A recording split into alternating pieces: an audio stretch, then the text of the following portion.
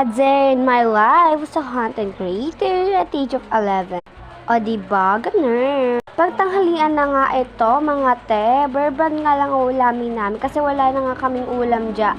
Ulan nga dito sa amin, papasko pa naman. Hala, be, talaga mapapailis ako dyan. Ito nga ulam, nas bear lang muna. Kumuha ako dyan ng kanin.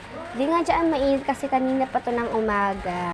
Diba, ganun yung pagkukuha ng babaeta, pag kumukuha ng kanin. Pero pag ako, hala, di ko dyan dinadami.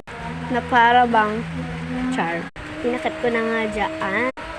Christmas break nga ngayon, te. Kaya ang happy ko ngayon. Magigising ako na walang pasok. Ganun. Thursday, December 23. Eto na naman. Nagising ako dyan ng maaga kahit walang pasok. Sana all. Pero pag may pasok talaga dyan, talaga, ako nagigising, mga 7 o'clock. Tapos nalilate na lang ako lagi. Doon na ako sa school, anong ginagawa nila? Naglilinis na nga sila. Diba? Mag-iinit nga muna ako dyan kasi wala nga kaming init mga te. Diba? Ganyan yung kapasisipagan ng babaeta na to. Para bang, ganun kasi ako kapag may energy na ako mga te. Ha? Papatawa ka na nga lang dyan mga be. Di ba nag-init pa talaga si babaeta na to? Hala. Charis. Di ba mga te? Ganun kasi pag masipag ang babae.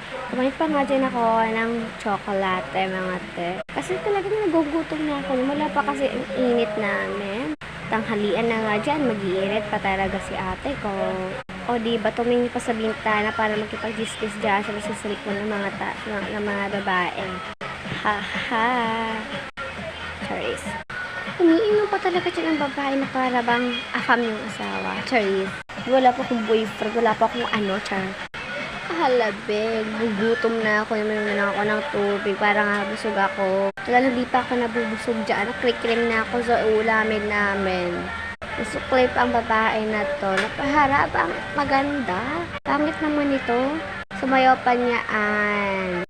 Hinihintay ko na nga lang dyan mga tayo yung iniinit ko. Pero talagang hindi pa talaga siya naluluto as in. Diba? Meron pang Merry Christmas. Parang may handa na ang babaeta. Enough ko na nga lang dyan yung iniinit ko mga be. Kasi ang tagal niya. Nag-burbrand ng babaeta mga te. Tapos, iwan na mga tapos na talaga ako dyan. Overstop na talaga ako dyan. Pasabi ka na nga lang dyan, surprise. Nilagyan ko pa nga dyan ng asukal. Dito na nga, be. So. Diba, ang tagal naman nito. Yun na, enough ko na yan.